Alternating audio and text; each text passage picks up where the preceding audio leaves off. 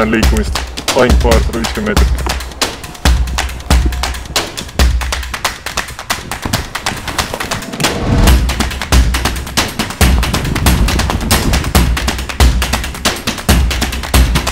Oled valmis? Valmis. Liigume.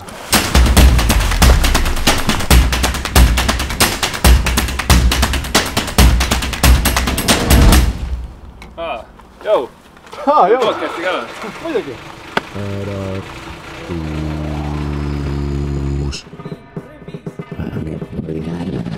Käid pisti palun.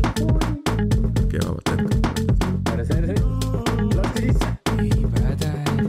Või kuulub siia.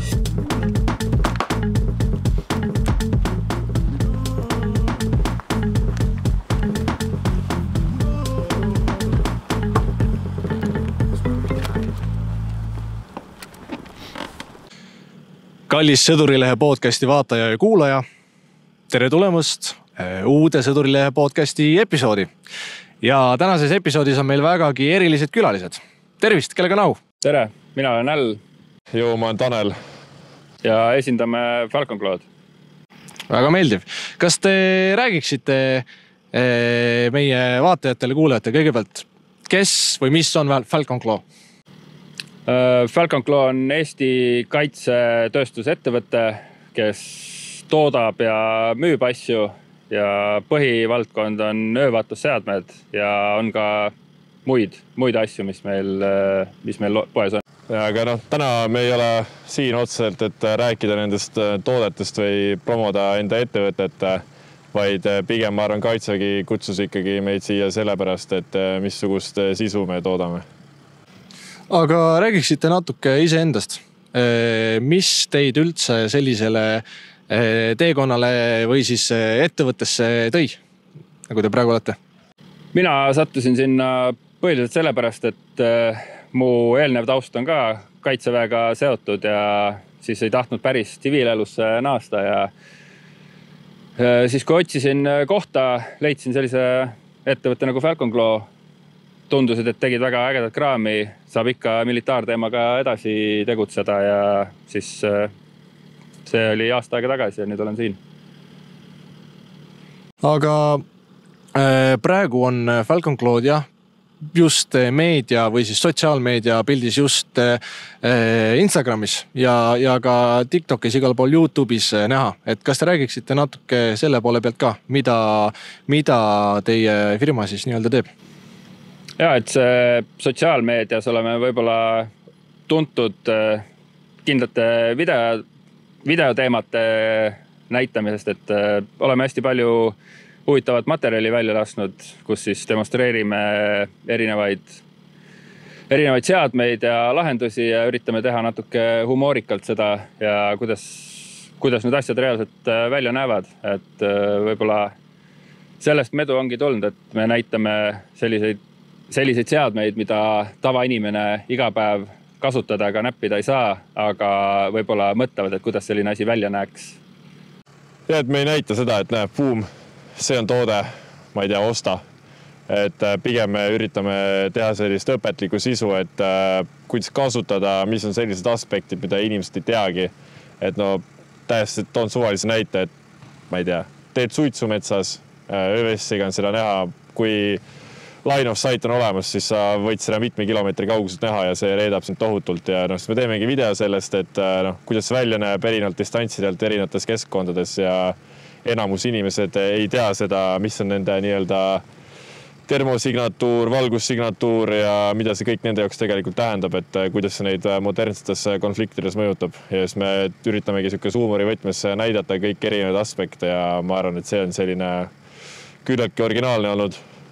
Ehk siis te mingil määral olete endale võtnud missiooniks siis harida inimesi just vaatlusseadmete poole pealt? Just, et me ei tee ainult sellist informatiivset või õpetlikku asju, et me üritame huumorit ka teha ja naljaga asjadele vastata ja siis kuidagi toidab ennast ise ka, et inimestel tekivad uued küsimused, siis me saame nendele vastata ja nii edasi. Kuidas üleüldiselt on Eesti riigis kas siis Euroopa mastaabis või maailma mastaabis olla militaarettevõte, et kuidas selle turuga on või kas see turg on väike või kuidas nii-öelda see äriline pilt välja näeb? No selles mõttes turg on nagu kaitsesektor on mingis mõttes väga suur ja lai, et kaitses liigub väga palju raha. Meie oleme keskendunud põhimõtteliselt läänemaailmale, kuna igale poole mujale me neid asju müüa ei saa. Ja ütleme niimoodi, et USA on kõige suurem turg, sinna me vaatlusseadmeid asju nii palju veel müünud ei ole, pigem siis enda toodetuid selliseid lisalahendusi, adaptereid, kinnitusi ja muud sellist ja ülejäänud on siis nii-öelda Euroopale keskendunud ja siis valitsuste koha pealt Ukraina ja mõned muud riigid. Et mis ma ikka selle kohta oskan öelda, et see kaitse on päris suur äri kindlasti, aga selles nii-öelda suurt tükki omavad suured korporatsioonid ja ettevõtted, et meie oleme sellise alustav, siuke väike keskmine suurusega ettevõte, et me ei ole nii tugevalt sinna riigisektorisse sisse murdnud, aga nii-öelda erasektoris ja eraturus me oleme kindlasti Euroopas top 1 liidrid. Aga see vastu on teil sotsiaalmeedias suhteliselt hea nii-öelda tempo peale tulnud, et mis te arvate, et mis teist sellise nii-öelda fenomeni on teinud või miks teil selline kuulsus juba on? Otsest valemit ei oskagi öelda. Arvan, et me leidsime oma selle niši üles, kuidas see asi töötab, mis meile sobib ja siis me oleme seda lihtsalt edasi teinud ja tundub, et rahvale meeldib ja küsitakse juurde ja ma arvan, et seal sellised võtmeasjad on nagu originaalsus ja mingis mõttes see, et me lähme alati otse pointi juurde, üritame teha võimalikult lühidalt, et me mingit sükust joga või mingit ilusat pikka teksti sinna juurde ei pane, et meie video üritab kohe nagu alguses hukkida ja kohe ära foreshadow'ida ja kohe anda selle informatsiooni, mida see inimene tahab. Et tänapäeval see inimeste tähelepanu pikkus on nii lühike, et sa pead kiiresti suutma selle pointi ära tuua ja kui sa mõtled ise, et sa scrollid või mida iganes, siis kui keegi hakkab sulle mingit pikka teksti rääkima, kui see ei ole väga kaasahaarav, ega sa väga seda ei vaata ka. Ja see on kindlasti üks asi ja teine asi on see, et hästi palju on nii-öelda meie kommuunis tehtud selliseid mingeid ägedaid taktikalisi videosi, kuidas kuskil liigutakse või ma ei tea, rünnatakse, kaitstakse, reiditakse mingit maja, mida iganes, aga kui sellel sisul ei ole lugu, seal ei ole nägu, seal ei ole mitte midagi, millega nagu samastuda või et see ei sütita arutelu, siis see on suht mõttetu. Et sellist tehnilist eputamist võib teha, et mul kaamera on gimbali peal ja inimesed relvadega liiguvad, aga tänapäeval seda tehakse nii palju, et see on nii-öelda ära ammendanud ennast. Et see peab olema ikkagi nägu, kes räägib, kes kohe video alguses teeb mingisuguse statementi või mida iganes. Ja ma arvan, et see on nagu kriitilise tähtsusega, et seal on lugu ja inimene, kes räägib. Aga kuidas või kust tuli see teekond just vaatlusseadmete juurde Falcon Claws, et kas te siis arvate, et see on kuidagi nii-öelda sellise taktikalise elu kõige olulisem osa või kust selline suund alguses üldse tuli? No põhimõtteliselt see kõik algas sellest, et kunagi ammu me mängisime Airsofti ja siis me tahtsime pimedas Airsofti mängida ja tahtsime öövaatlusseadet osta. Aga Euroopas oli öövaatlusseadet ülikeeruline osta, seda pidi läbi, see oli väga keeruline üldse kuskilt soetada öövaatlusseade või termovaatlusseade. Ja siis, kui sa selle suutsid kuskilt välja võluda, siis need vajalikud kinnitused, adapterid ja muud asjad, neid oli täiesti võimatu saada. Ja siis sealt tekkiski see idee, et äkki teeks ettevõtte, kes võimaldab kõiki neid asju Euroopas ja siis me tegimegi selle ära ja me olime nii-öelda sellised esimesed liikujad, kui nii tohib öelda. Ja miks just vaatlusseadmed? Eestis on 8 kuud aastas enamasti väga pime, valget aega on vähe ja see aastaringselt see aeg, kus tegelikult pimedas ja kehvades valgustingimustes peab operatsioone läbi viima, see aeg on väga suur ja seda on kohati rohkem kui päeva. Ja siis me mõtlesimegi, et teeme ära. Ja kas te räägiksite siis vaatajatele täpsemalt, kuidas te nagu defineeriksite vaatlusseadmeid või mis need on või kuidas neid taktikaliselt kasutusele on võetud? Need konkreetselt, millega meie tegeleme, on siis pigem öövaatlusseadmed. Neid on 2 sorti, on siis sellised, mis on valgusvõimendid ja siis on termoseadmed, mis on siin relva peal, et mõlematega justkui näeb öösel, aga nad toimivad täiesti erineval põhimõttel ja see termovaatlusseade toimib ka päeval, ehk siis ta ei ole ainult öövaatlusseade, vaid sellega näeb igal pool. See on sensor, mis tuvastab nagu kuuma ja kõik inimesed on soojad, masinad on soojad ja see eelis näha sooja, kas siis päeval või öösel on tänapäeva lahinguspektris väga oluline osa. Et termovaatlusseadmed on peal kõikidel soomukitel, jalaväelahingmasinatel, tankidel, droonidel, rünnakuhelikopteritel, no absoluutselt kõige peal on, et see on üks selle alustalasi põhimõtteliselt, millega siis teostatakse vaatlust ja lehtakse vastast ja mida iganes. Mikker läks nüüd sappama. Aga see ongi see, miks me sellest räägime, et see ei ole niimoodi, et me oleme siin podcastis praegu rääkida, et meie käest termoseadet osta, see absoluutselt ei ole selle point, vaid pigem see point on see, et inimesed teadvustaksid endale, et see tehnoloogia on kõikjal ja see tehnoloogia on, ma ei ütleks, et ta on päris võib-olla ajastut defineeriv, aga ta on ikkagi muudab väga palju seda, kuidas sa pead taktikaliselt tegutsema, kuidas sa pead asju tegema ja meie üritamegi enda sisuga inimestele seda tuua lähemale.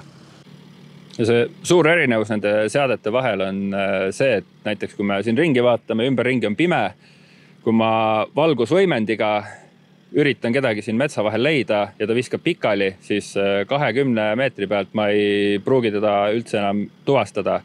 Aga selle teise seadmega, mis ei ole sõltuv üldse valgusest, siis ta võib seda teha, ta võib seda 300 meetri peal teha, aga ma ikka näen tema seda soojust, mida ta eritab, ehk siis selle eest on väga keeruline peita. Millal tulid sellised esimesed vaatlusseadmed siis taktikaliselt käivele või kasutusse? Oskate öelda? No esimesed tegelikult juba seal esimese maailmasõja lõpus, teise maailmasõja alguses hakati aretama vaikselt igasuguseid tehnoloogiaid. Et reaalselt see sai hoo sisse umbes selline 80-ndatel, natuke enne seda ja nüüd siis oleme jõudnud modernsesse ajastusse, kus see on nagu justkui iseenesest mõistetav võimekus NATO vägedes, et ikkagi öösel manöövri tegemise ja vastase tuvastamisvõime on suht basic.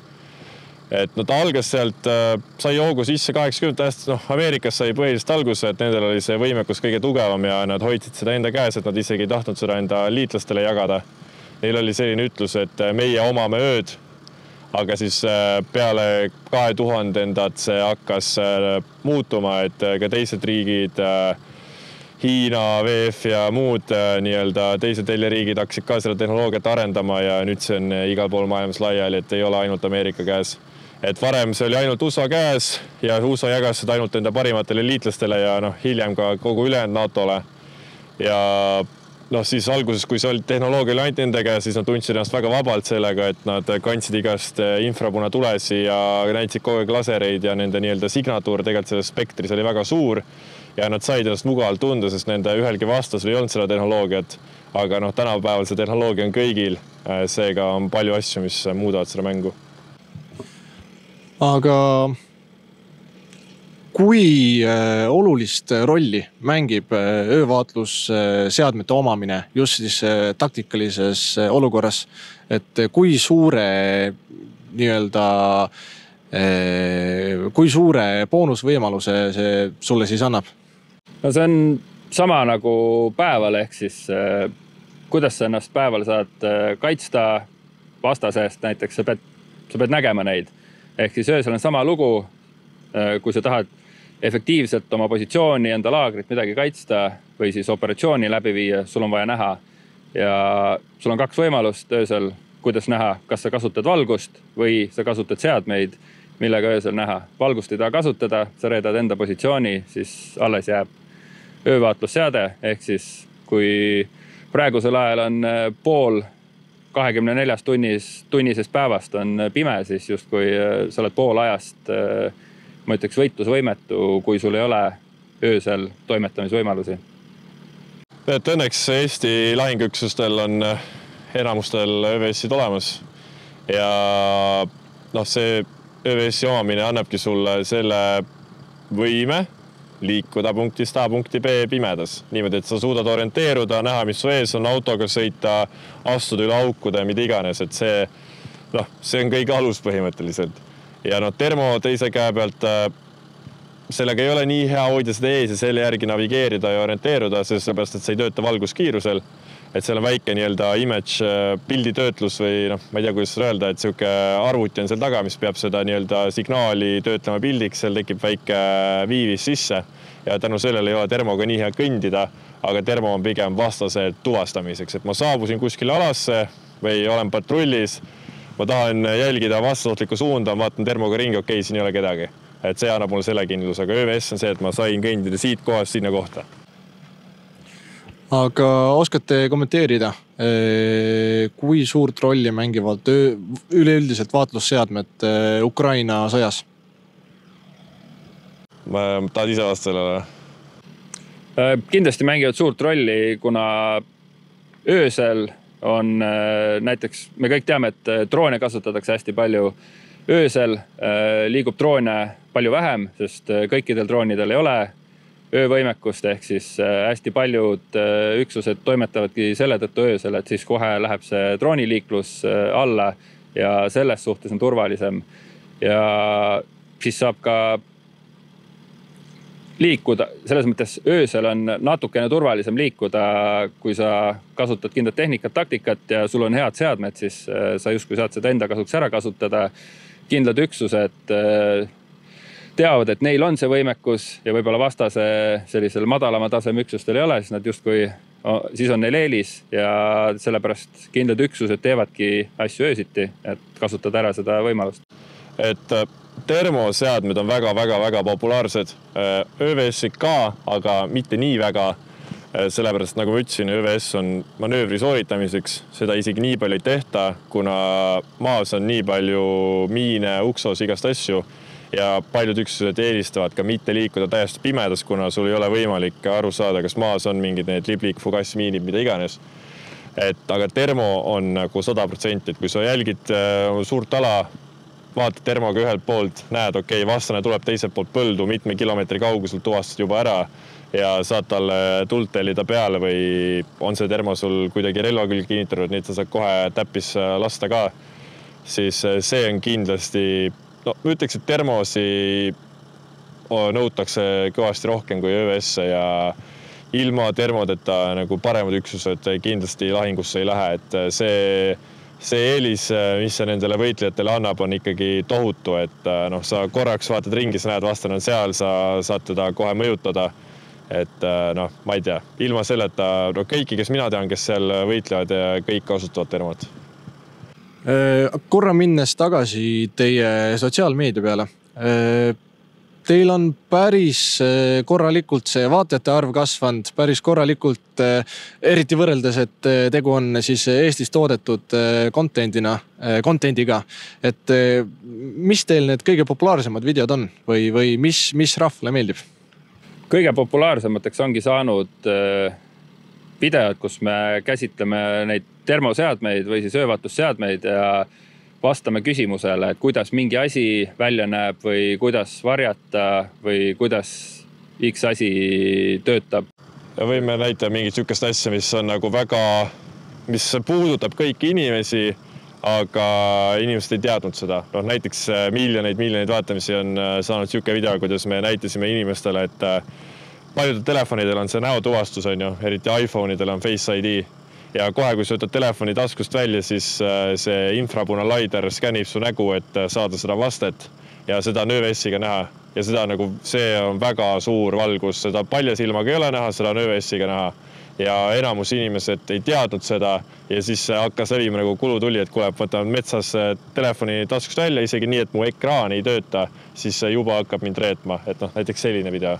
Nii, et mitte, et vaataja siin arvaks, et me ka ilmselgelt mingisuguseid miljoneid vaatamisi siin hetkel üritame saada, aga mõtlesin meile väikese sellise vahemängu siin välja, et võiks olla nüüd nii, et lülitame oma need vaatlusseadmed, mis teil on, mis mul on nii-öelda tööle ja mina meie taha siia metsatukka panin endale püsti paar enda arvates päris kavalat varjumisviisi, just siis öövaatlusseadme kui ka termovaatlusseadme vastu.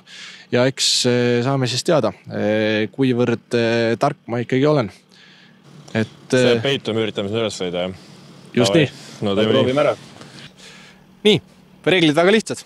Annan endal 2 minutit, et minna juba ettevalmistatud peidupaika seal metsas.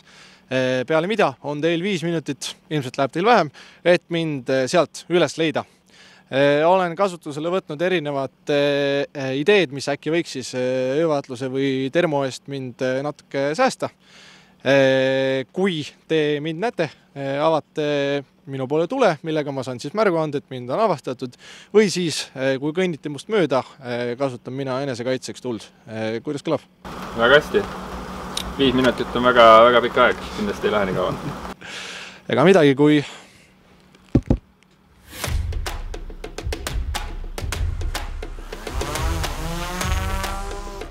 esimese puhul ära alguses mulle seda drooni feed'i annagi, ma proovin lihtsalt selle käes hoitava termoga. Poiss läks peitu, nüüd ma panen seadmed käima ja üritan seda kõigepealt ÖVS-iga tuvastada.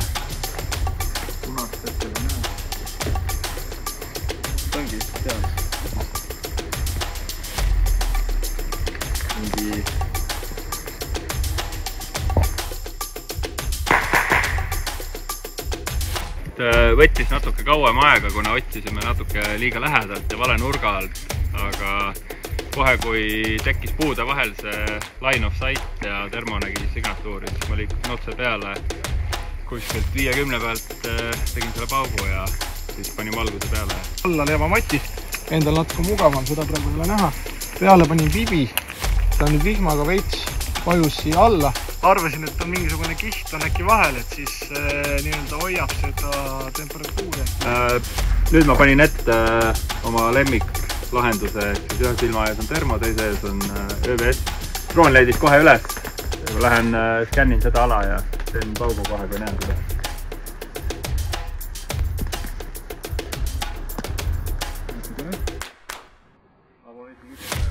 Oota.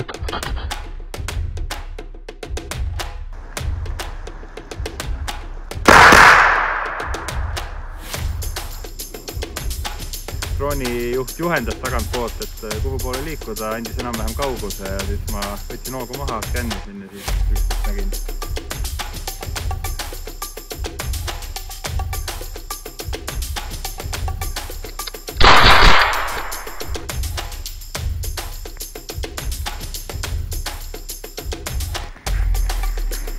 Ma pean tunnistama, et miskipärast mul oli sellele postile kõige rohkem lootust, aga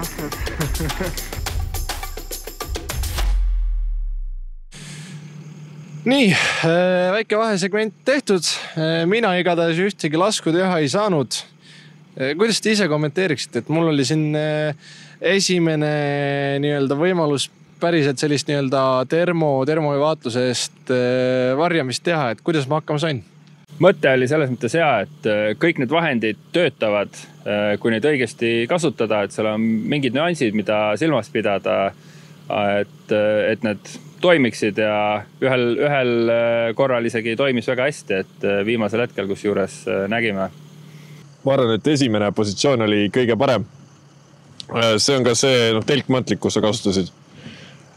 See on ka see, mida me üritame kõikidele inimestele rääkida, et kõikide nende vaatlusseadmete nõrkus on see, et nad ei näe läbi mingi materjali, et kui sa oled puu taga, siis sa oled puu taga, kui sa oled seina taga, sa oled seina taga, et nad ei näe läbi seinte, nad ei näe läbi maa, ehk siis kui sa kaotad nii-öelda, ma ei tea, mis on hea eestikeelne vaste termini line of sight. Otsevaatlus.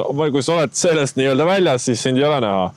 Et seega kõige olulisem asi on ikkagi ennast varjata õhuvaatluse eest, nii nagu sa läksid telkmantli alla ja drooniga ei olnud siin näha, et kuna see telkmaterjal oli väga madalal, et ei olnud mingi kõrge nurgaga, siis see mängis kindlasti sinu kasuks ja alles nähti otsevaatlusega küllaltki väikse distantsi pealt.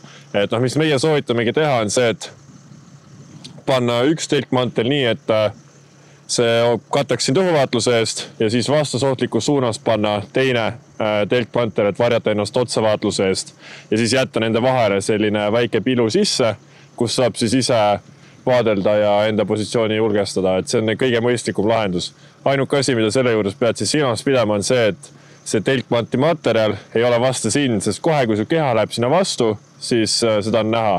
Pluss veel perfektsed kujundid, et kui termo ikkagi näeb ruutu, et seda oleks vaja lõhkuda, panna sinna vegetatsiooni peale või ehitada nii, et ta ei ole perfektne ruut.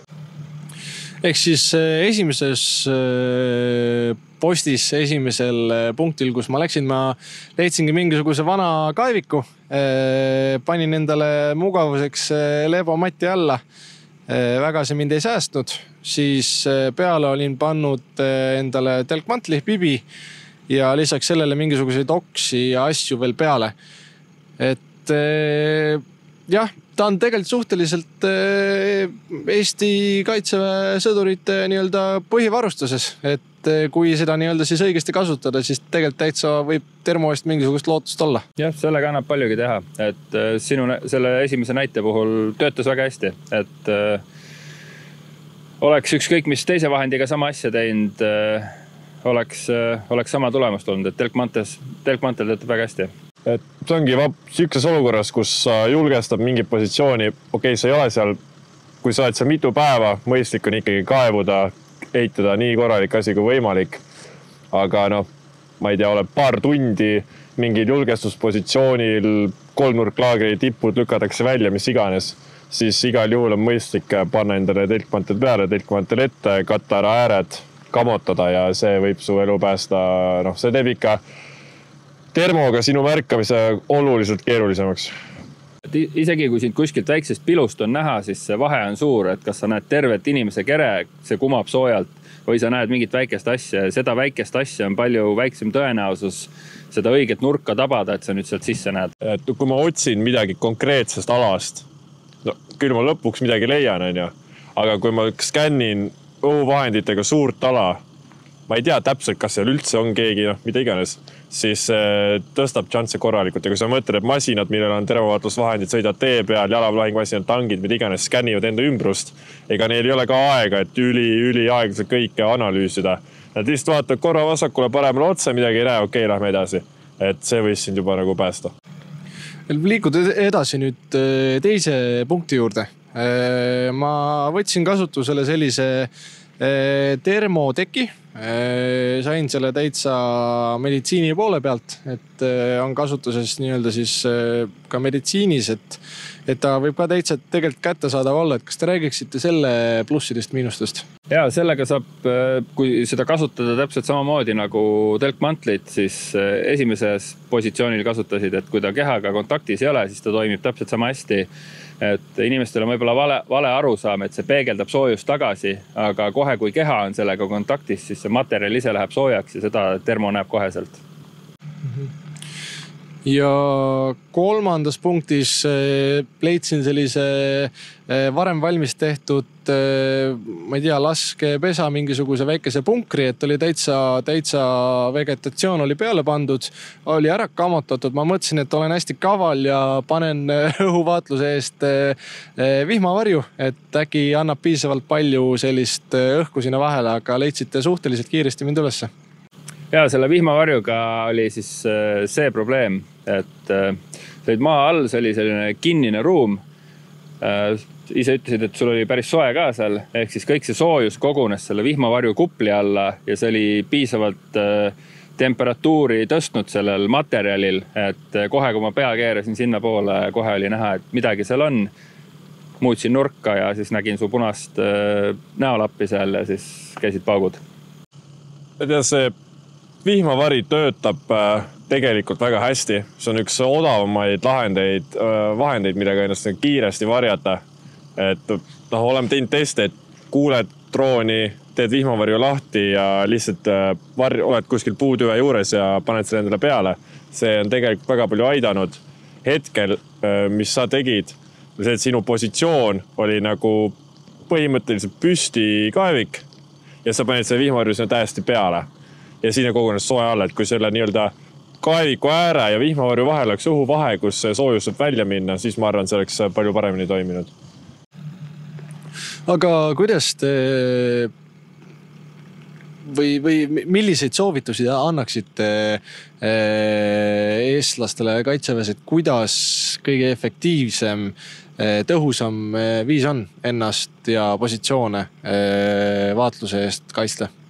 Et täpselt see sama, mis esimese positsiooni puhul tegite, kuna see on varustus, mis on sõdurile kätte antud ja lihtsalt teadke seda, kuidas need seadmed töötavad, ehk siis mis te tegema peate. Väga hea koht, kus seda teada on saada, on meie videod. Meie toodamegi palju videosid, kus õpetame, kuidas neid positsioone luua, mis vahendeid kasutada, mis materjale, kõik selline.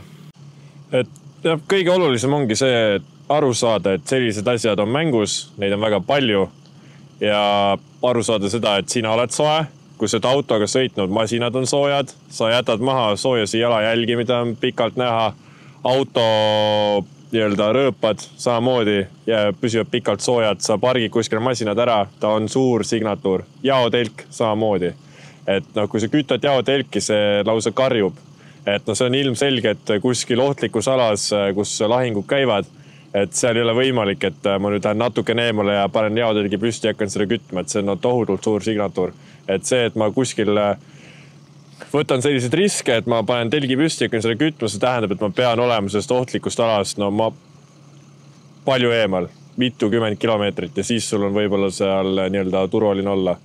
Ja et nendest ohtudest olla teadlik ja samamoodi, kui sa oled ühe koha peal mingi staatiline positsioon, siis varja ennast õhuvaatluses on top 1 prioriteet ja töötab iga asi, mis siis sinu ja vaatleja vahele tekitab mingi kihi niimoodi, et sinu keha ei ole selle vastas.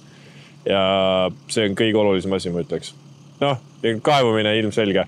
Ja kogu selle asja juures ikkagi võkat on ju, et see positsioon peab olema ka normaalne, et sa ei saa võtta mingis keset lagedat ei ole mõistlik seda telkmantlit hakata püstitama, et kõik muud tingimused peavad olema ka ikkagi täidetud. Ja siis sinna juurde veel võtta kasutusele siis neid meetmeid.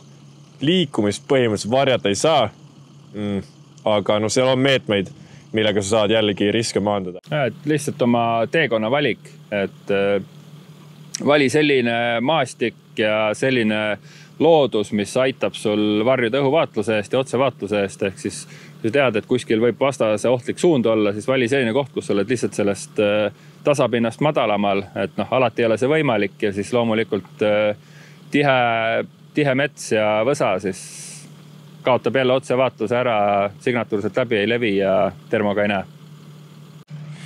Kui suur roll on ilmal ja üleüldisel sademetel ja temperatuuril selle termovaatusega just?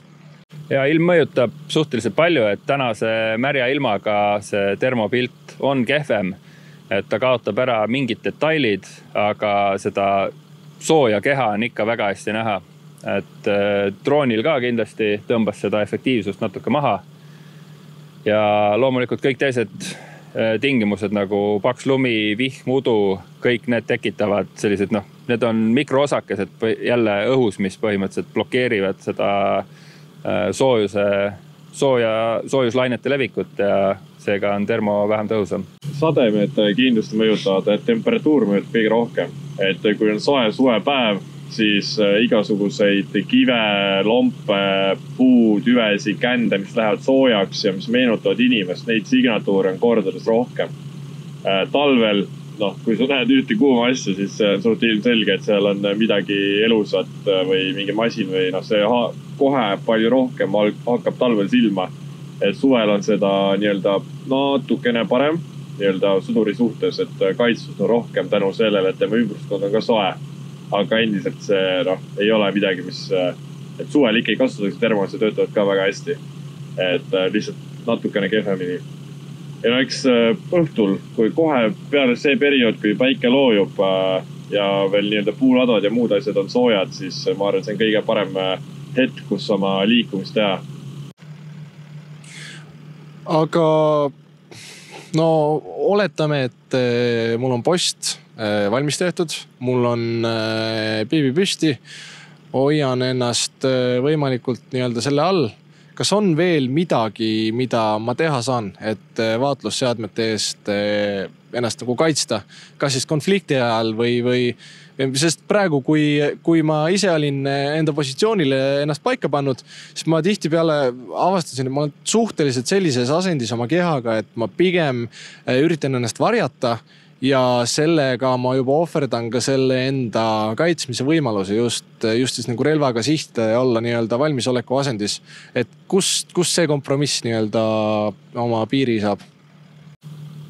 Hea küsimus. No, see on selles mõttes nagu lihtne loogiline, et kui sa peidad ennast niimoodi, et sa ei saa julgestada ennast, sa ei saa enda sektorit jälgida, siis miks üldse seal oled, sa oleks koju jääd samamoodi. Et pigem sul peab ikkagi olema selline positsioon, et sa saad enda laskesektorit jälgida, julgestada, sul on väike nii-öelda piiluova, kus sa piilud välja ja sul on ikkagi olukorra teadlikkus säilib, et kui sa peidad ennast nii hästi, et sul on 0 olukorra teadlikkust ja sa ei ole enam osa enda üksuses, siis pointless. Et sul peab ikkagi mingid asjad säilima, et selle jaoks on erinevad vahendid, et kui me räägime staatilise positsiooni kaitsmisest, siis on võimalik vaatlusvahendid panna välja poole, tuua sealt siis juhtmega see pilt või signaal, mis iganes ära ja jälgida kuskilt varja tagant seda, aga see ei ole iga sõduri jaoks võimalik. Et pigem idee ei ole siis ennast täielikult nagu ära peita, vaid raskendada sihtimispunkti valikut ja seda, et kui sa jälgid mingist pilust välja, see poolt nägu on näha, siis see võib olla suvel, ma vaatan, see on soe kivi, soe oks, mul ei jää see silma, et ma ei arva kohe, et see on inimene või vastased positsioon. Et siukseid sinu ümberringi on soojas asju veel. Et sinu ülesanne on see inimese siluett ja figuur ära peita, aga ikkagi, et sa saad julgestada enda poissalt. Et seal on see nii-öelda kuldne kesktee. Kui seda ei saa teha, siis on su kurv. Täitsa varjatuks ei olegi võimalik jääda, et kui sul lõpuks ongi vaja relva kasutada ja sa oled seda relva endal käes hoidnud ja nüüd sa torkad selle sealt välja, siis ta on kindlasti teise temperatuuriga ja kui sa nüüd lasu sooritad, siis on juba teine teema, et siis läheb kõik soojaks, et nagu lõplikult seda kaotada ära ei saagi, seda saabki lihtsalt nagu vähendada ja minimaliseerida. Ja kõigepealt sa tahad, et sind õhust ei nähta ja siis, et sind otsavaatusega ei nähta. Ja mõlemad on põhimõtteliselt sama olulised. Ja üks on see, et sina võid olla hästi hea distsipliiniga sõdur ja kogu aeg mõelda selle peale, aga kui sul kõrval on rühm, kes üldse ei varja enda signatuure liikumise masinaid positsioone, siis okei, sina jääd ellu, aga kas nemad ka jäävad? Et seal peab nii-öelda kogu üksus peab sellega kaasas käima, et see oleks ka efektiivne, et ilmselgelt nagu suuri kogunemisi on lihtsam näha. Kui me juba räägime metsas olemisest suure grupi inimestega, et kuidas just kui mulle sõduripaaskuuse ajal räägiti heli- ja valgusdistsipliinist, siis mis termovaatlusseadmega, et mis distsipliin sinna juurde peaks siis tulema? Ära ole soe. Masinad võib-olla annavad, eriti kui nad on vahetult just seisma jäänud, siis annavad kõige rohkem seda signatuuri, et kui mingit kiiret ülelendu teha, siis neid nähakse tõenäoliselt kõige esimesena, et nendele saab samamoodi tõmmata katted ette niimoodi, et varjab selle kõige suurema kuumuse ära ja siis loomulikult ka otsevaatluse eest, et esmalt oleks õhuvaatlus ära varjata ja siis tegeleda otsevaatlusega. Ja, et see valgus- ja helidistsipliin on kõige alus ilmselgelt, aga masinad, kui on suured kogunemised, seal on masinad hakkavad enne inimesi silma, et kui sa pargid enda masinat, siis üritada ikkagi niimoodi raja pealt maha saada, et sa vaatad üles ja seal niimoodi puud, oksad, mis iganes katavad ta ära. Ja kui sul on võimalik püstitada kamavõrk niimoodi, et ta ei ole otse vastu seda masinat, mis iganes teivaste peal, siis see kindlasti aitab, et tegelikult peaks kõikide masinate ju autokomplektis olema kamavõrk olemas. Et see on lihtsalt distsipliini küsimus, kui palju seda viitsitakse kasutada ja püstitada, aga eks see kindlasti peab seda tegema.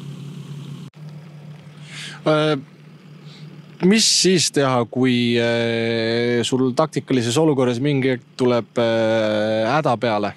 ma kujutan ette, et see jätab ka kindlasti mingisuguse jälje maha, et kas sellele on ka mingisugune tark lahendus teile välja mõeldud või? Ja selle kohta on meil üks video ka kindlasti, aga nagu ikkagi, kaeva endale auk, tee oma häda ära ja mata see maha, siis ei jää sellist kuuma jälge, et see loomulikult ei jää väga pikaks ja kui sa seal kõrval oled või see on su läheduses, siis sind on ikka paremini näha kui seda jälge.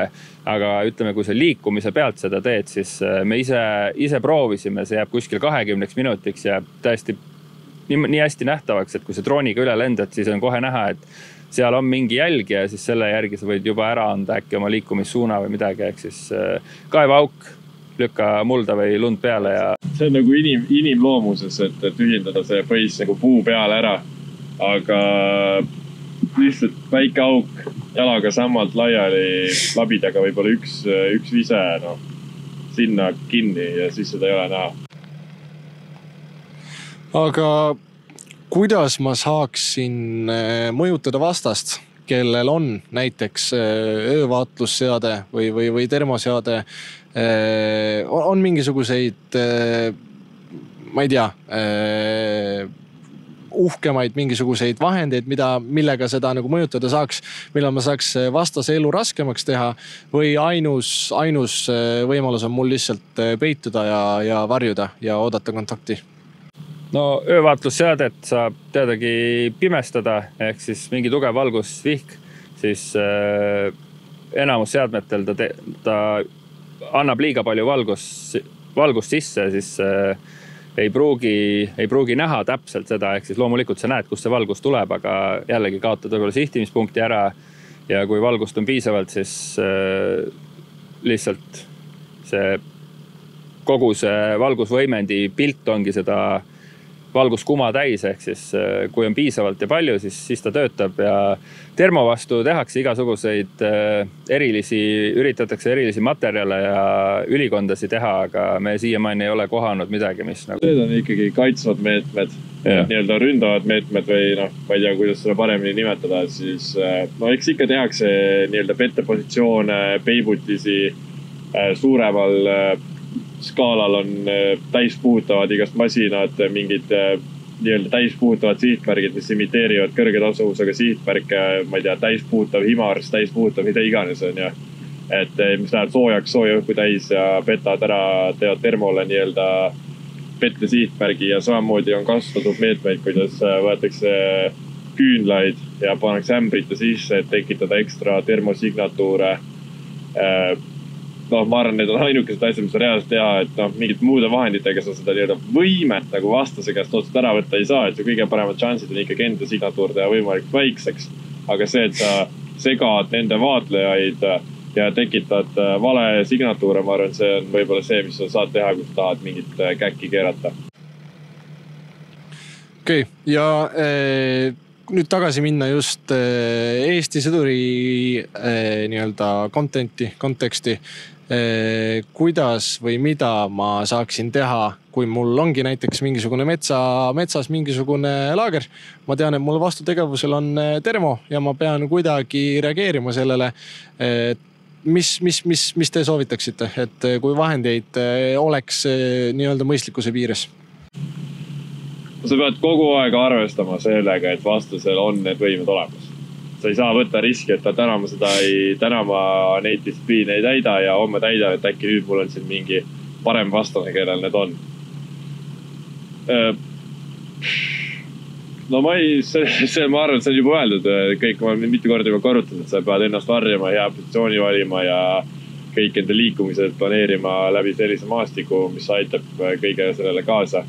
Et ega seal rohkem midagi, ilmselt kõige paremini tegelikult aitab see, et sul on enda vaatlusvahendid, sul on enda termod, sul on inimesed, kes oskavad neid kasutada. Et üks asi on see, et mul on ressursid, aga teine on nagu inimesed, kes oskavad neid kasutada, tahavad neid kasutada.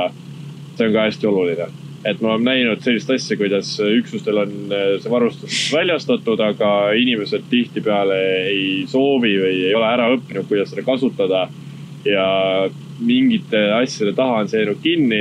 Et hästi palju vahest nüüd üksus on termo olemas, aga nad alati ei kasuta, sest keegi on selle kaasa võtma, keegi peab hoolitsema, et see on akut täis laetud ja siis patrullis peab tema olema see, kes vahepeal vaatab ringi, paneb seda tasku, liigub edasi, vaatab ringi paneb tasku, vaatab edasi. Ja mingil põhjusel nagu inimesed, las see teine veel võtab selle, ma ei viitsi vaadata sellega ringi. Ja see on see suhtumise viga, mis tegelikult nagu maksab kätte. Et kui sul kõik inimesed, jumal, mina tahan seda termot, sest sellepärast mina jään ellu. Et sa pead nagu kohe, näe, mina võtan, on ju. Ja siis sina näed vastast ennem, kui vastane näeb sind. Sinu positsioonid, vaatlussektorid on kõik sellega julgestatud, siis see ongi kõige parem asi, mida teha saad. Ehk siis ainuke viis on näe vastast enne, kui tema näeb sind. Ehk siis sul võiks olla ka midagi sarnast. Nagu meediast läbi on käinud, siis järgneval aastal plaanitakse Kaitseväe ajateenistust natukene muuta, natuke täiendada seda baasõpet.